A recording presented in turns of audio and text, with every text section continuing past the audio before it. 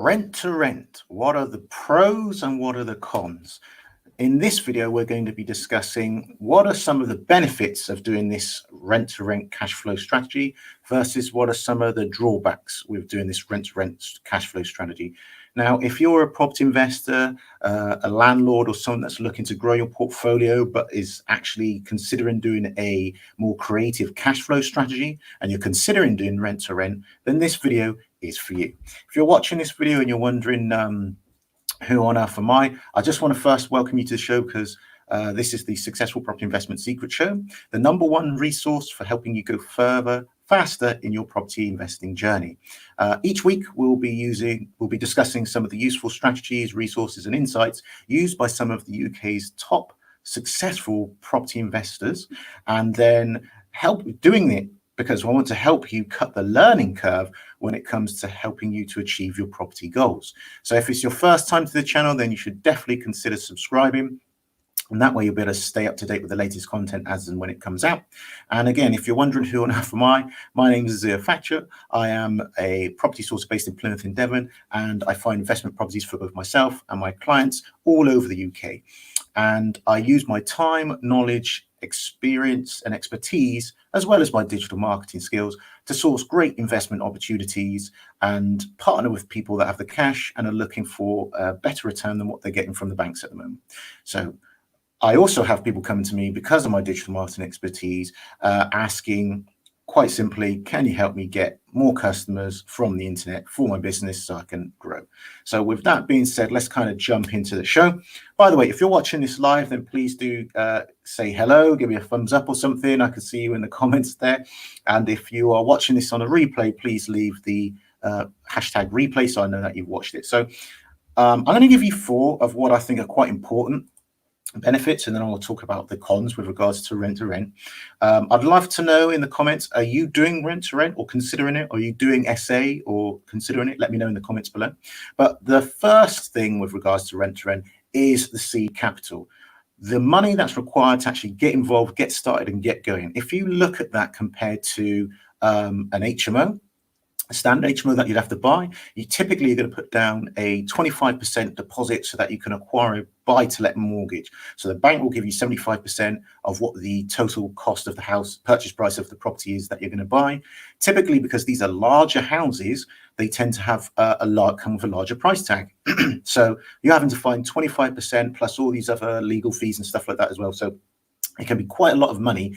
And that is the thing that most common, it's like the big myth that people think you need money or a lot of money to get involved in property. Whereas if you do something like a creative strategy like rent to rent, then you don't need as much. Typically, what you're going to need is something like the first month's rent, about a month's rent for a deposit. You may have to pay an admin fee or something like that to an agent, or pay some additional fees to an agent.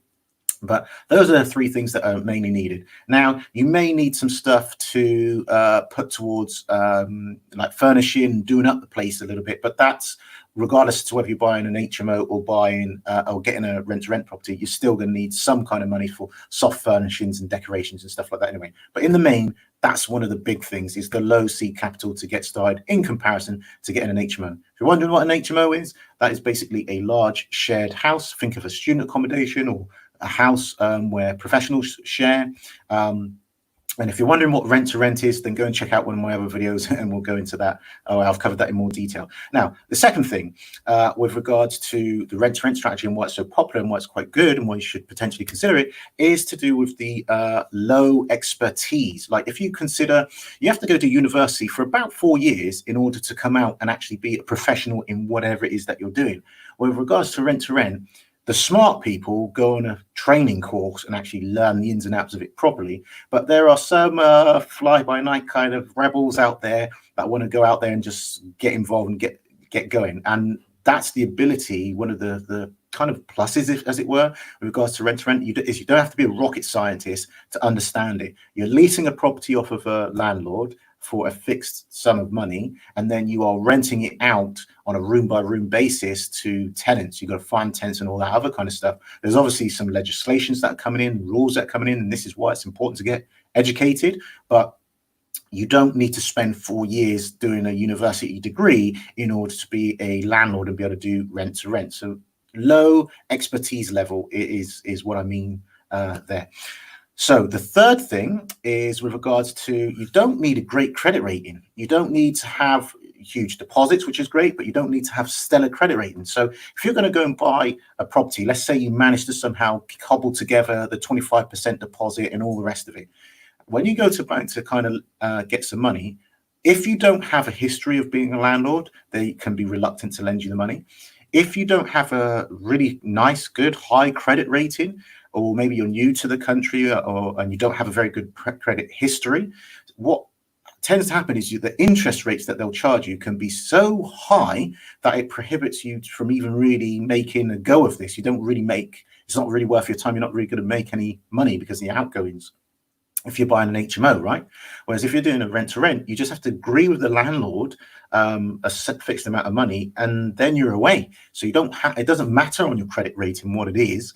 And with the cash flow that comes in, you can use that to help clean up your credit rating, build up your credit profile and stuff like that. And then you can start using the money as well to then act as a deposit to then allow you to go and buy your own HMO that you actually then own. Now, the fourth thing, sorry, is with regards to cash flow. Now, with rent to rent, you can actually, the standard is about £500. Typically, people look at, I want to make £100 per room. So if you've got a 5-bedroom property, you want to be making at least £500 profit. So whatever your expenses are, bills, all of that stuff, rent to landlord, all of that, and you deduct that from all the money that's coming in, you want to have £100 profit per room. So 5-bedroom property, £500 profit. So that's really good cash flow, because you think, how many of those properties do you need to have in order to replace your income? Standard income in the UK, I think, is about £36,000.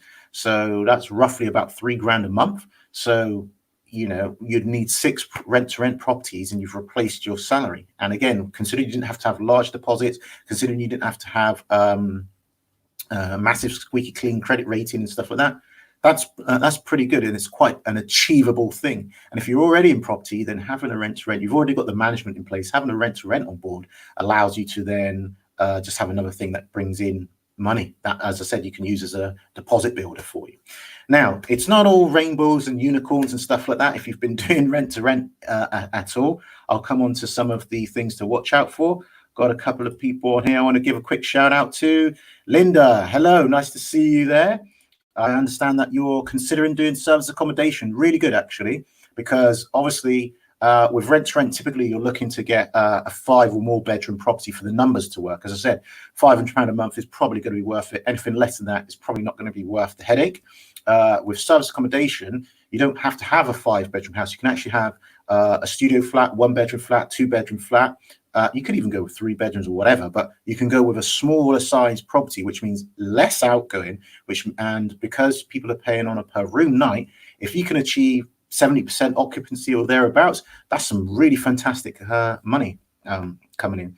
So who else have we got here? We've got the lovely Danny J. How you doing, Danielle? Nice to see you. Thank you for joining me today. And you're saying, where do I advertise, Linda? I'm a little unsure of what you mean. Are you saying where I advertise, or where should one advertise their property business? I'm a little unsure. Clarify on that and I'll come back to you. But I just want to go over some of the drawbacks when you're doing some creative strategies like rent to rent. So one of them is going to be, you don't own the property at some point. So you've leased it for a period of time. At the end of that period of time, the landlord can say, do you know what? I want to move back into my property. I just want to take the house back, or I want to sell my property, or whatever. Because you don't own the property, you have to hand the keys back. Now, obviously, if you've done a really good job and the landlord's really happy, they'll probably extend the contract. But in the opportunity, on the cases where they want to hand the key back, obviously, you're going to have to then give your tenants 60 days notice, because you're going to issue them the Section 21, right? At which point you might start to find you have a mass exodus of people leaving your property, so they can hurry up and find one, because they're going to act in their best interest. Tenants will act in their best interest rather than leaving when's convenient for you, is when's convenient for them. So then what will happen is, in the last month to 2 months or so, you're going to find you have a number of voids, and therefore you might find that you're actually paying the landlord and not receiving any rent at all. So that's one of the drawbacks. Another drawback with regards to rent to rent is it can be quite admin intensive. If you compare it to a single buy-to-let property where you're dealing with just one family, just one source of contact, if you've got a good property that's well maintained, well done up, and the tenant moves in on a single buy-to-let, that's it. They're generally only going to call you if there's an issue. The problem with when you're dealing with rent to rent, you're dealing with HMOs, many people. What that means is you're going to have many people coming and going all the time. There's going to be tenant churn for various different reasons. So that requires more admin. That's a lot more stuff. And if you don't have a dedicated property manager or a dedicated letting agent running your business for you, that means it's you. And that means you've created yourself another job. So you might be, a lot of people do rent to rent and create strategies like this in order to leave their day job. Well, if you've got your day job and you're doing rent to rent and you start taking on a couple of properties, maybe it's not quite enough for you to hire someone just yet, then you're going to find, you can find you'll be drawn into a lot of things going on there, a lot of the admin. Now, the third thing that I want to point out with regards to the drawback of rent to rent, I'll touch on that in just 1 second. Just before I do, if you're finding this information useful, then please do give me a like, a thumbs up, or a heart emoji, a wow. If I'm giving you something that you've not heard before, a different perspective, please let me know. And if you know anybody that might find this information useful, then please do share this live stream with them. And obviously, if you're watching the playback, then please do give me a hashtag replay so I know that you've actually watched it. Now, getting back to, what have we got here? So Linda is saying, yes, she likes it. Brilliant. Thank you very much, Linda. I'm glad you appreciate that. I can see a few wows from and hearts from Samantha. Thank you very much. I hope you're doing your homework, Samantha, that we've set you there. So hope that's getting on. Let me know. Give me a shout if there's any way I can help you at all. Obviously, I'm more than happy to. And Danielle obviously loves it as well. And Linda's asking where to get the essays. Okay, well, I have actually done other videos on that. I'll touch on that slightly towards the end of this, but I'll touch on that in a moment. Just want to finish off the points that I was making. So the last two points that are drawbacks with service accommodation. Sorry, with regards to rent to rent. One of the drawbacks is at times it can feel like you are a social worker. You're like their parents. Now, there'll be a lot of gurus out there and experts and stuff that say, don't mix tenant types, only have one type of tenant. So you're either going to have a house of working professionals, you're going to have a house of housing benefit tenants, or you're going to have a house of students or whatever, but you're not going to mix the different tenant types. That's fine if you're in a city that supports that strategy. But if you're in a city that's a bit remote, a bit far away, and you don't have lots of big employers pulling people into the city, and lots of and you're not in an area where there's a lot of transient workers coming in, that can be a bit of a difficulty if you're saying, well, I'm only going to rent to students. Well, if you're only going to rent to students and things like this coronavirus or whatever happens, who do you put in your properties then? You're going to have some people that still rent and a lot of people that have gone. Therefore, you can have empty properties. So it's inevitable that if you're not close to one of these bigger cities or one of these corridors where there's a lot of employment, rent to rent can still work, but you may have to mix and match some of your tenant types. For example, you might have post-grads, and you might have those people that are finishing their degrees. So they're still kind of students and they've got that mindset, but they're serious people and they're together. So you might want to do that. But you might be in a place where you can't even mix and match like that. You've just got to mix and match. So you might have one or two people that are on housing benefit, and these people could be like 40, 50 years old, never missed a day's payment in their life. They just have injuries that prevent them from working. Amazing, fantastic people. I know many of them. I've had them in my properties and they pay the rent on time. There's no issue there at all. And then you've got the other end of the spectrum where you just got people that are so entitled, they don't care, and they are totally irresponsible, and then they just upset the house. So you've got one rotten apple spoiling the apple cart, or the barrel, as the phrase goes. So that's something that you have to watch out for. Now, even if you had the same tenant types together, let's look at the student model. you might have people that are doing different types of degrees, right? You might have those that are studying to be a doctor and really, really studying because it's an expensive course and all this and that and the other. And then you may have some people that do something that's arguably less, I don't know what the word is, but they might be doing something whereby it's a more relaxed vocation that they're doing. Let's say, I'm trying to be as politically correct as I can be, but you understand that you may even have some people that just don't care. They're at university just to get drunk. That's probably a good example, right? You put them together in a house, and there's going to be arguments of so and so stole my milk, ate my food, is making noise, is partying, and you can vet these people as much as you like at the beginning. You can have guarantors, you can speak to them sternly, you can get them to sign whatever, behavioral contracts or whatever at the beginning, and people will give you their best sales. They'll say whatever to get into your property. But then after a couple of weeks, whatever, a couple of months, maybe into the tenancy, you see the true sales, they turn into nightmares. What do you do then, right? So that will then draw you in. You'll find you're a hostage negotiator and that you're trying to do all this kind of stuff. You're a parent, an agony uncle, an auntie, everything in between. It can be really, it can be really frustrating that you're talking to adults and they're just doing crazy stuff, and you're just looking at them. You're like, why would you do this? Like, why would you do that? Oh, sorry, I got drunk, or it wasn't me, it was my mate, or whatever. These are the things that happen when you're running an HMO in general. And that does not change simply because you're leasing it off someone else and doing it that way. So these are some of the things that you have to watch out for and be mindful of when you're running doing the rent-to-rent strategy. So those are my sort of 4 pros and 4 cons with regards to rent-to-rent. Again, if you're watching this video on the replay, then please do let me know by putting a hashtag replay in the comments. If you are enjoying the information I've given you, then please do give me a thumbs up like the lovely Linda, Sam, Danielle have done today. Thank you for that.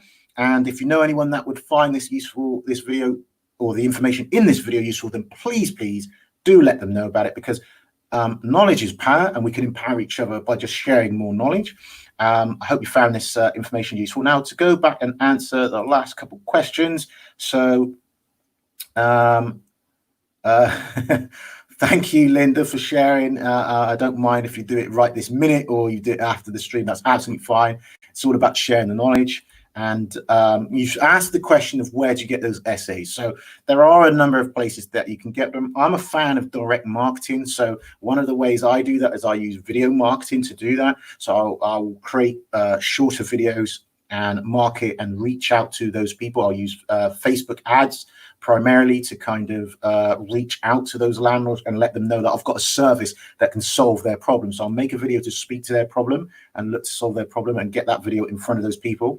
There are other ways as well. You can go to a lot of different portals and stuff and see where landlords actually have properties available, and you can then ask them if they want to do sign up for your solution, which is going to be service accommodation. You can go and find properties that are available for sale, and you can then go and purchase those properties and give them the right set of conditions and circumstances with your insurer, with your mortgage company, with the block management. You can then go on to do service accommodation that way. There's tons of ways to actually get in front of them. You can write letters to landlords, leafleting, all these different things. I've done other videos on it. But if you want to go through a step-by-step process of exactly how to actually attract not just landlords for SAs, but landlords in general, homeowners, I'll call them. So people that are looking to sell, landlords, any of this type of thing, you're looking for leads essentially into your business, into your property business, then I would highly recommend that you go and check out a new program that I've actually set up. And I've done the first round. I'm going to be doing a second round a little later, and you can go and check that out by simply going over to the link that's scrolling at the bottom of this screen, which you can see is getleadswithvideoads.com/register. I've just gone through a fantastic step-by-step training. I've been doing this for the last 6 months or so, the start of the year, on a one-to-one basis. And I found that I was just spending it was supposed to be like a 30-minute to an hour meeting. And what was happening is people had so many questions and there were so many things that I had to kind of walk them through. We were doing these one-to-one calls for like 2 and 3 hours, and it was quite exhausting, really. So I'm only helping one person at a time. So I decided it would be far better use of my time and your time if I actually put this together and did it to the masses, and then got everyone in the class, and then I could answer all the questions in one go and help more people. So if you go to get leadswithvideoads.com/register, you can register for the next event that I'm doing for free, and I'll walk you through step by step what you can do to start attracting more leads into your business. So whether that's JV partners that you're looking for, if you're a sourcer, you found properties and now you're looking for people to sell those properties to, or for people to actually JV with you, maybe they're going to lend you some money for a fixed rate of return, or maybe you're looking for landlords, motivated sellers, or you're looking for tenants, or you're looking for more direct bookings for your service accommodation business. All of this, which is our class, is leads. This workshop will certainly help you. So it's free to attend. I'll set things up so you only have to take you 30 minutes a day. Each task is just 30 minutes a day, and that's it. Very easy to do, bite-sized chunks, only the stuff that gets you, the 20% of the stuff that you need to do to get you 80% of results. So go there and check that out. So that's it for me for now in this video. If you want to check out more videos, then one of the great things that you can do, I love social media, is you can sign up for my alert messenger bot, Asbot I call him, and he will let you know the next time I'm doing one of these streams. Just leave a comment below. I'll let you know how to do that there. You can obviously register for the free workshop that I'm doing, so you can figure out how to actually have leads coming into you in your business. And if you want to go and check out more videos, then there's a couple of things you can do. First of all, you can do a search for Successful Property Investment Secrets on Facebook.